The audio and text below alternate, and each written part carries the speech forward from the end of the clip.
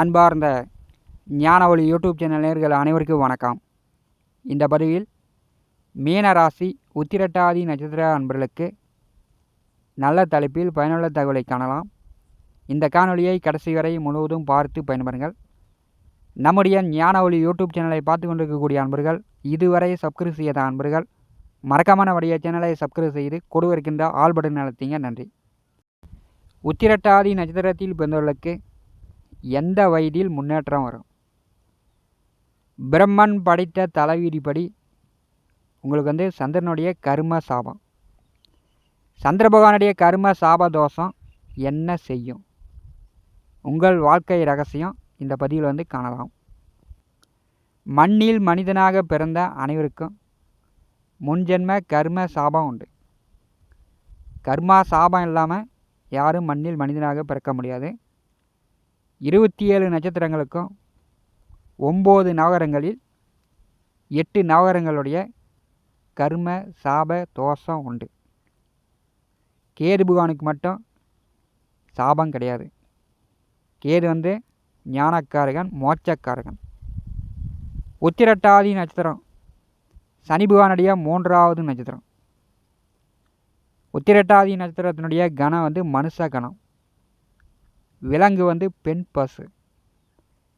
இந்த நட்சத்திரத்தில் பிறக்கக்கூடியவர்கள் பெரும்பாலும் குடும்பத்திற்கு இளைய பிள்ளையாக பெரும்பாலும் இருப்பார்கள்.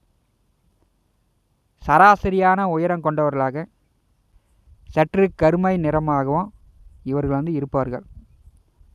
இந்த நட்சத்திரத்தில் புதன் நேசமும் சுக்கிரன் உச்சமும் அடைகிறார். இந்த உத்திரட்டாதி நட்சத்திரத்தில் பிறந்தவர்கள் 3 டிகிரி 4 டிகிரி உயர்கல்வி படிக்கும் அமைப்பு உண்டு. எப்படியும் ஆண்களை விட பெண்கள் 3 டிகிரி 4 டிகிரி உயர்கல்வி படித்து விடுவார்கள். இவர்கள் கற்ற கல்வியை வேலைக்கு மட்டுமே யூஸ் பண்ணுவாங்க. இவர்கள் கற்ற கல்வியை படித்த படிப்பு வேலைக்கு மட்டுமே யூஸ் பண்ணுவாங்க. வாழ்க்கைக்கு இவர்கள் இவர்களுக்கும் இவர்கள் படித்த படிப்புக்கும் இவர்கள் வாழ்க்கைக்கும் சம்மந்தமே இருக்காது. ஏன்னா உத்திரட்டாதி நட்சத்திரத்தில் சுக்கிரன் உச்சம் பெறுகிறார். இவர்கள் உணர்ச்சி வசப்படக்கூடியவர்கள். ஒரே வார்த்தையில் மற்றவர்கள் பேச்சு, மற்றவர்கள் வாய் அடைக்கும் திறன் இவர்களுக்கு உண்டு. மற்றவர்கள் பேசி கொண்டிருக்கக்கூடிய வார்த்தை மற்றவர்கள் ஒரே வார்த்தையில் வாய் அடைக்கும் திறன் இவர்கள்ட்ட உண்டு. முன் கோபம் கூடுதலாக இவர்களுக்கு வரும். வெட்டு வடுக்குன்னு கோபப்பட்டு விடுவார்கள். உயர்கல்வி படித்தாலும் யோசிக்கும் தன்மை இவர்களுக்கு குறைவு. ஏன்னா இந்த நட்சத்திரத்தில் புதன் நேசம் அடைகிறார். இவர்களே ஆசிரியர்களாக இருப்பார்கள். இவர்கள் வாழ்க்கைக்கு இவர்கள் வழிகாட்ட தவறி விடுவார்கள். இவர்கள் மற்றவர்களுக்கு வழிகாட்டுவாங்க. இவங்க வாழ்க்கைக்கு இவர்கள் கற்ற கல்வி வழிகாட்ட தவறிவிடும். இவர்கள் சனி மாதிரி மந்தமானவர்கள். ஒரு வாரம் கழித்து கூட இவர்கள் குளிப்பார்கள். தண்ணி இல்லைப்பா, நாளை குளிச்சுக்கிறேன், நாளானைக்கு குளிச்சுக்கிறேன் அப்படின்னு சொல்லக்கூடியவர்கள் இந்த உத்திரட்டாதி நட்சத்திரத்தில் பிறந்தவர்கள் இருப்பார்கள். ஆன்மீக நாட்டம் அதிகமாக இருக்கும். அதிகமாக கோயிலுக்கு இளம் வயதிலிருந்தே செல்வார்கள். பற்றற்ற சந்நியாச துறவிகளும் இந்த நட்சத்திரத்தில் பிறந்தவர்கள் உண்டு. காசி, ராமேஸ்வரம் இப்படி நீண்ட தூர யாத்திரை செல்லக்கூடியவர்கள் இந்த நட்சத்திரக்காரர்கள் உண்டு. சனி பகவானுடைய 3வது நட்சத்திரம் குலதெய்வ அருள் குறையும்.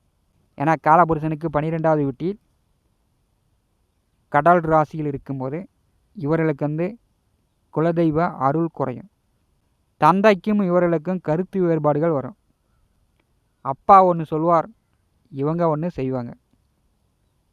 இவர்களிடம் உண்மை, ஒழுக்கம், கட்டுப்பாடு இவரிடம் உண்டு. உத்திரட்டாதி நட்சத்திரத்தில் பிறந்த ஆண்களை விட பெண்களே அதிகம் வாழ்க்கையில் போராடுகிறார்கள். சந்திர பகவானுடைய கர்ம சாபம் உத்திரட்டாதி நட்சத்திரத்தில் பிறந்தவர்களுக்கு என்ன செய்யும்? சந்திர பகவான் மனோக்காரகன், தாய்க்காரகன். காலபுருஷனுக்கு சுகஸ்தானாதிபதியே சந்திர பகவான் தான். சந்திர பகவானுடைய சாபம் உத்திரட்டாதி நட்சத்திரக்காரர்களுக்கு இருக்கும்போது இந்த நட்சத்திரக்காரர்களுக்கு மனநோய் எளிதில் வந்துவிடும். நல்லா கலகலகலன்னு சந்தோஷமாக இருப்பாங்க. இருந்திருந்தாப்புல கோவப்படுவாங்க. இருந்திருந்தாப்புல அமைதியாவாங்க. இருந்திருந்தாப்புல இவர்களுடைய செயல்பாடுகள் மாறிக்கொண்டே இருக்கும். மற்றவரிடம் பேசாமல் ஒரு மூலையில் இருப்பாங்க. பொது வெளியில் கோட்டம் போட்டு மேடையில் பேசுவாங்க.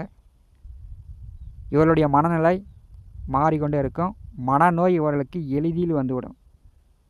எதையும் எளிதில் இவர்கள் திருப்தியாக ஏற்றுக்கொள்ள மாட்டாங்க.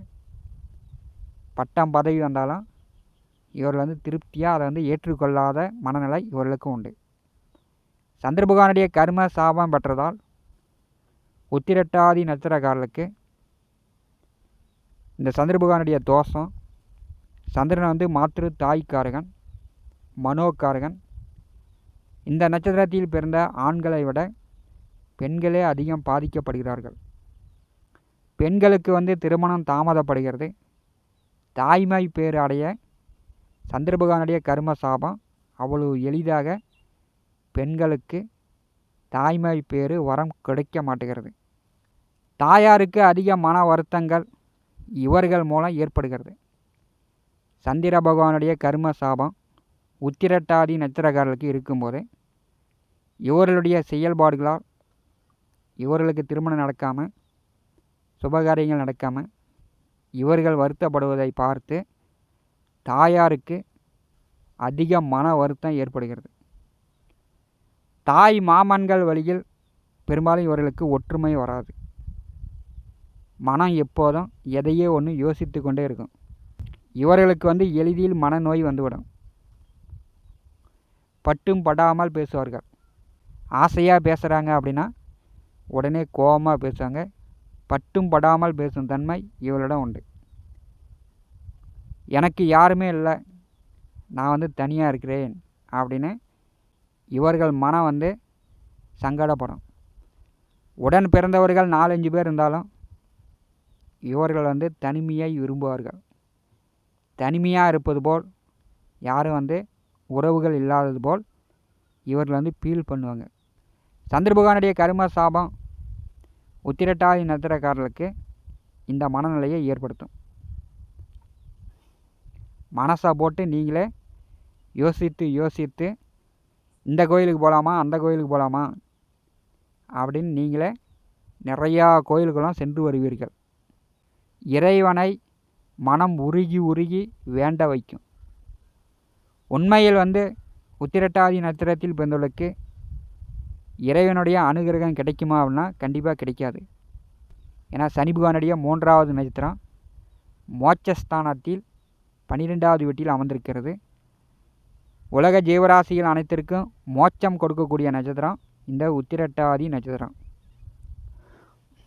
அதனால் பெரும்பாலும் உங்களுக்கு இறைவனுடைய அனுகிரகம் கிடைக்காது. நீங்கள் இறைவனை தேடி தேடி பல கோயிலுக்கு சென்று வேண்டுதல் வைத்து கொண்டாலும், பரிகார பூஜைகள் செய்தாலும் அவ்வளவு எளிதாக இறைவனுடைய அனுகிரகம் உங்களுக்கு கிடைக்காது. உத்திரட்டாதி நட்சத்திரத்தில் பிறந்தவர்கள் பெரும்பாலும் தாய் தந்தை பெற்றோர்களை கதற விட்டு அவர்கள் மனம் நோகிற மாதிரி நீங்கள் நடந்து கொள்வீர்கள். உங்களுக்கு இறைவன் அனுகிரகம் கிடைக்காததுக்கு இதுவும் ஒரு காரணமாக இருக்கலாம். பிடிவாதம், முன்கோபத்தை நீங்கள் தவிர்க்க வேண்டும். எதற்கெடுத்தாலும் பிடிவாதம், எதற்கெடுத்தாலும் விதண்டாவாதம், எதற்கெடுத்தாலும் குதிரக்கவாதமாக பேசிகிட்டு இருந்தால் சந்திர பகவானுடைய கர்ம சாபம் உங்களுக்கு கூடுதலாக உங்கள் வாழ்க்கையில் வேதனையை கொடுத்து விடும். உத்திரட்டாதி நட்சத்திரத்தில் பிறந்தவர்கள் உணர்ச்சி வசப்படாதீங்க. நீங்கள் கற்ற கல்விக்கு, படிப்புக்கு மரியாதை கொடுங்க. ஒரு தடவைக்கு பல தடவை யோசிங்க. உணர்ச்சிக்கு நீங்கள் முக்கியத்துவம் கொடுக்கும்போது டக்கு டக்குன்னு உணர்ச்சி வசப்படுவீங்க. அது உங்கள் உடல் ஆரோக்கியத்தில் தொந்தரவுகளையும் ஏற்படுத்தும். எந்த வயதில் முன்னேற்றம்? உத்திரட்டாதி நட்சத்திரத்தில் பிறந்தவர்கள் எந்த வயதில் முன்னேற்றம் வரும்? பெரும்பாலும் உங்களுக்கு பிறப்பு ஜனன மகாதிசையாக சனி மகாதிசை ஒரு 19 ஆண்டு காலத்தில் நீங்கள் 1ஆம் பாதம், 2ஆம் பாதம், 3ஆம் பாதம், 4ஆம் பாதத்தில் இந்த 4 பாதத்தில் பிறக்கும்போது பிறப்பு ஜனன மகாதிசையாக சனி மகாதிசை. 2ஆவதாக புதன் மகாதிசை வருகிறது. சனி நட்சத்திரங்களில் பிறந்தவர்கள் பெரும்பாலும் உயர்கல்வி கற்கும் அமைப்பு இந்த புதன் மகாதிசையில் உண்டு. 2ஆவது புதன் மகாதிசையாக இருக்கும்போது கொப்பளம், கை காலில் இந்த சொறி சிரங்கு, அரிப்பு, நரம்பில் பிரச்சனை, இந்த மாதிரி இளம் வயதில் கொடுக்குற அமைப்பு உண்டு.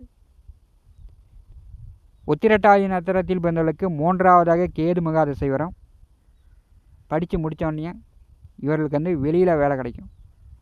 குடும்பத்தை விட்டு வெளியில் தங்கி வேலை பார்க்குற மாதிரி அல்லது வெளிநாடு போய் வேலை பார்க்குற மாதிரி இந்த உத்திரட்டாதி நட்சத்திரக்காரர்களுக்கு படித்து முடித்தோடனே வீட்டை விட்டு வெளியில் தங்கி வேலை பார்க்குற மாதிரி இந்த கேது மகாதிசை 7 ஆண்டு காலமும் இருக்கும்.